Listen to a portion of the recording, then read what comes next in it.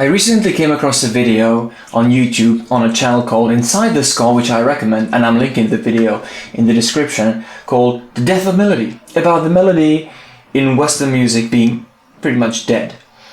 The guy was right, obviously. Songs today have much less melody in them. They are not as picturesque, as colorful as they used to be. And the prominent feature in modern music is rhythm, because those are two main ingredients in music. Or at least that's how you can tell at least partially good music.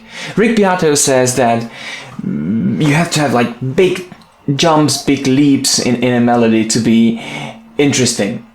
And I agree with that.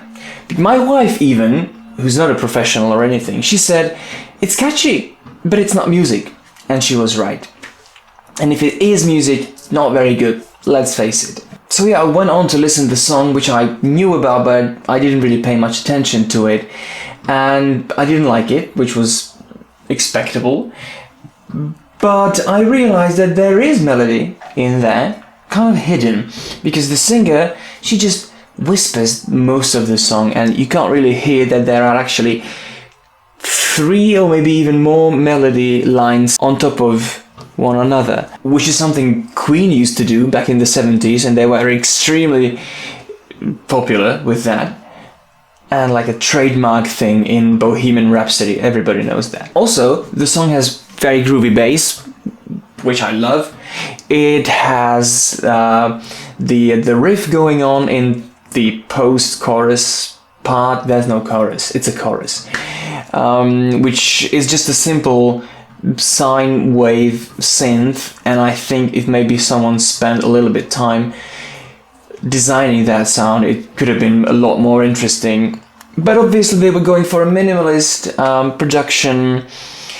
They did it in a bedroom, just like I do. I mean, the song. And yet again, it ends in the trap-like thingy, the slow thing, which doesn't really have anything to do with the rest of the song, which is something an 80s band would do, I guess. So why not just explore that? I was picturing Van Halen, Randy Rhoads, maybe Motley Crue playing the song in a large arena with distorted guitars, a guy with long hair singing, "I'm a bad guy." I saw a cover on YouTube in the style of Green Day, and it was hilarious. I'm linking that as well because it's breathtaking. But no one seems to make a 1980s glam hair metal cover, so I had to do it myself.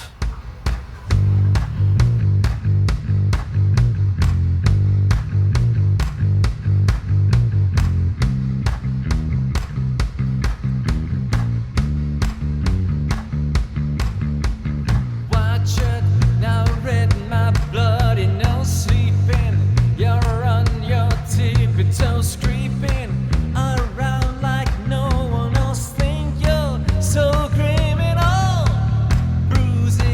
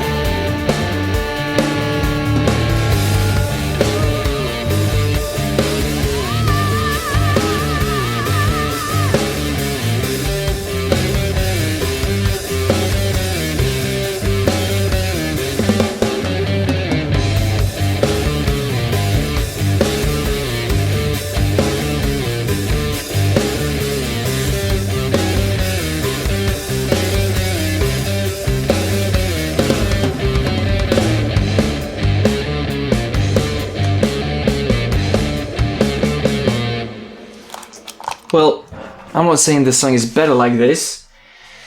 It's probably not. But it was fun. And yeah, I could really feel myself jumping around on a massive stage. I was just trying to prove that even these boring, lifeless songs with dead melody can be made into something interesting. Or, you know, different. Oh, and maybe sparking some interest in playing actual instruments, which I think is a very attractive feature in people and animals.